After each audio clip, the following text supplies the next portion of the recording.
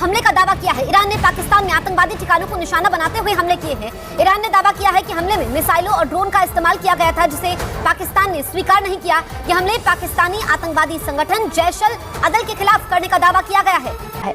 Iran की security forces ने पाकिस्तान की फिजाई हुदूद की खिलाफ वर्जी करते हुए सूबा बलोचिस्तान के एक सरहदी गांव सब्सकोह में रिहायशी इलाके को मिसाइल हमले का गुज़िश्ता रात निशाना बनाया।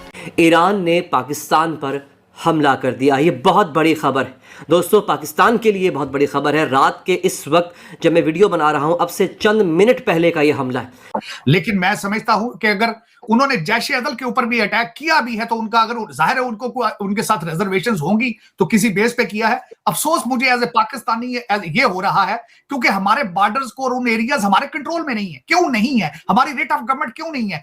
आप जैश-ए-अदल यानी आप अंदाजा ये कीजिए कि वहां पर पाकिस्तान का वजीर आजम ईरान की अथॉरिटी से मिल रहा है और ईरान जो है वो वहीं पर हमला करे। अब इस तस्वीर में आप देख सकते होंगे कि ये जो ईरानी भाई साहब हैं, इनकी शक्ल देखकर ही अंदाजा हो रहा है कि कुछ होने वाला है।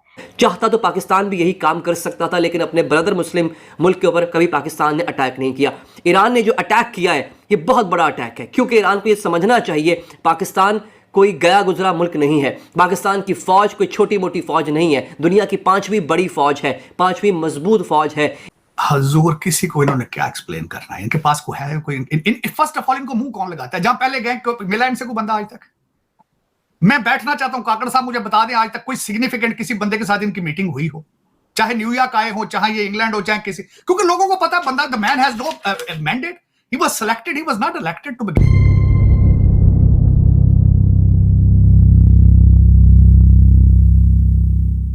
नमस्कार दोस्तों, ईरान ने मंगलवार को पाकिस्तान में आतंकवादी समूह जैश-अल-अदल के ठिकानों पर एयर स्ट्राइक किया है।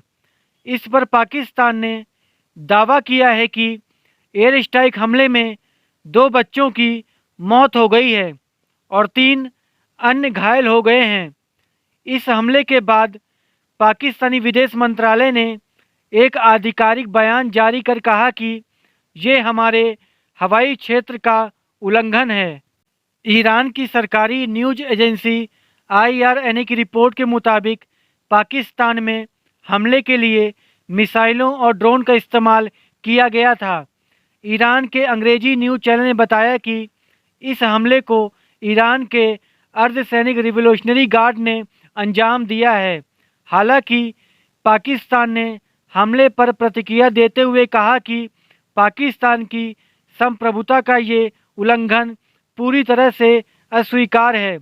इसके गंभीर नतीजे हो सकते हैं। पाकिस्तान ने ईरान हमले को लेकर कड़ा विरोध दर्ज किया है। उसने तेहरान में ईरानी विदेश मंत्रालय के संबंधित वरिष्ठ अधिकारी के समक्ष अपनी बात रखी है। इसके अलावा पाकिस्तान की संप्रभुता की उल्लंघन करने पर ईरानी राजनयिक को विदेश मंत्रालय में बुलाया गया है। ईरान अभी जाके मिसाइल टेक्नोलॉजी के अंदर महारत हासिल कर रहा है। पाकिस्तान के पास 2-3 दहाइयों पहले ये टेक्नोलॉजी आ चुकी हुई थी। पाकिस्तान के पास सबसे बढ़ के एटम बॉम्ब है, तो जो पंगा लिया गया है पाकिस्तान से ये बहुत गलत लिया है। खैर, ये तो बींगा पाकिस्तानी मेरे जज्बात है, मेरा काम खबर देना। मैं आपको खबर सबसे पहले दे देता हूँ। दोस्तों, हुआ क्या है, इस न्यूज़ को सबसे पहले ईरान का जो ऑफिशियल मीडिया है, यानी जो उनका सरकारी मीडिया है, उस पर नशर किया गया, इसको लगाया गया। AP न्यूज़ और रॉयटर्स ये कह रहे हैं कि इसके बाद इस खबर को फौरी तौर पे वहाँ से हटा लिया गया। थोड़ी देर बाद हटा लिया गया, लेकिन ये खबर चूंकि चल चुकी हुई थी बकौल AP के, अभी तक पाकिस्तानी अथॉरिटीज़ ने इस बात की कंफर्मेशन नहीं की है कि क्या वाकई ईरान ने हमला किया, और अगर हमला किया है तो इसमें नुकसान कितना हुआ है, किस तरीके से हमला किया गया है। AP न्यूज़ ये कह रहा है, the state run IRNA news agency and state television had said that the missiles and drones were used in the strikes in Pakistan which were not immediately acknowledged by the Pakistani government। Missile को और drone को इस्तेमाल किया गया था इस हमले के लिए, जिसके हवाले से अभी तक पाकिस्तान की तरफ से कोई जवाब नहीं आया। पहले ईरान की ही एक एजेंसी ने ये खबर दी, अब ईरान की एजेंसी तस्नीम इसकी डिटेल्स भी फराहम कर रही है। तो ईरान ने रॉकेटों, मिसाइलों और ड्रोन्स के जरिए पाकिस्तान में वेस्ट बलोचिस्तान में एक मिलिटेंट ग्रुप जैश-उल-अदल पर हमला किया है। इस सिलसिले में ये बात बहुत अहम है कि एक ऐसे वक्त में यह हमला हुआ है जिस वक्त पाकिस्तान के प्राइम मिनिस्टर अनवारुल हक काकड़ वर्ल्ड इकोनॉमिक फोरम में हिस्सा लेने के लिए डावोस में मौजूद है और डावोस में उनकी मुलाकात ईरानी फॉरेन मिनिस्टर से हो चुकी है। अब एक ऐसे वक्त में कि जब वो मुलाकात होती है प्राइम मिनिस्टर काकड़ की ईरान की अथॉरिटीज के साथ डावोस में, और उसी के साथ ये हमला हो जाता है। लेकिन इसी के साथ कुछ और खबरें भी सोशल मीडिया पर चल रही हैं, तो जरा ये देखे लेते हैं कि ये क्या है। और ईरान का ये कहना है कि missiles and drone strikes to destroy 2 strongholds of the Sunni militant group Jaish al-Adl, known in Iran as Jaish al-Dulham, और उनको बनाया गया है निशाना Pakistan south west Balochistan province. अब इसमें पाकिस्तान की फॉरेन मिनिस्ट्री ने भी इसका जवाब दे दिया है। पाकिस्तान की फॉरेन मिनिस्ट्री की तरफ से कहा गया है कि इसमें 2 मासूम बच्चों का कत्ल हुआ है, वो मारे गए हैं इसके अंदर, और इसके नताइज ईरान को भुगतना होंगे। नताइज कैसे भुगतना होंगे और क्या पाकिस्तान इस हमले का जवाब देने लगा? पाकिस्तान इसके जवाब में हमला करेगा? अगर नहीं करेगा तो क्या होगा और अगर करेगा तो क्या होगा? इस स्मगलिंग करते हुए कोई खबर देखी सुनी आपने कि फलां को पकड़ लिया इन्होंने वहां से स्मगलिंग करते हुए? हाँ, ये जैश अदल पे जो अटैक ईरान ने किया ये एक ज्यादती है कि स्मगलिंग 4 दिन स्लो हो जाएगी, ये मेहरबानी उन्होंने की है, और क्या होना वहां। चीमा साहब तरह हकीकत मैं आज आपको छोटी सी बात दो चीजें ऐड करना चाहूंगा जो मेरे ज़हन में आई।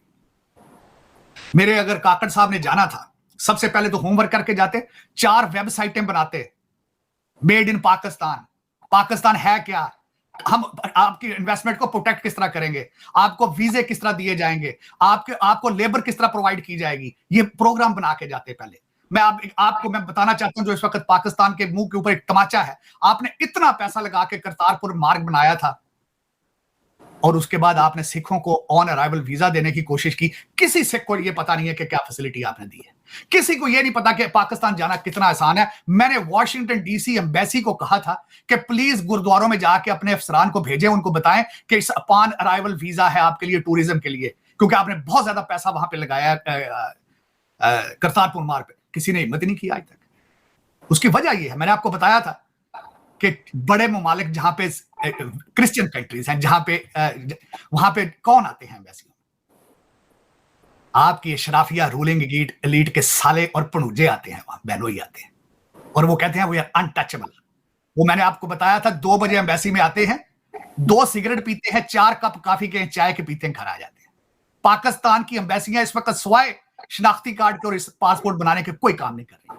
पता है सबको, आप सबको पता है, लेकिन है को किसी को ख्याल हो ये क्या हो रहा है दुनिया में? तब को पाकिस्तान में पाकिस्तानी रहता हो तो किसी को ये पता चले ये क्या हो रहा है पाकिस्तान के साथ। आप तो पैदा होते हैं, शराब की रूलिंग एलीट का बच्चा पैदा होता है, वो आते ही सीधा यूके आता है, उसका जो टारगेट ही टोरंटो होता है, इंग्लैंड होता है, दुबई होता है। उसका तबाही का बायस ही है। मैं आपको क्या बताऊं, आपके सब लोगों को पता।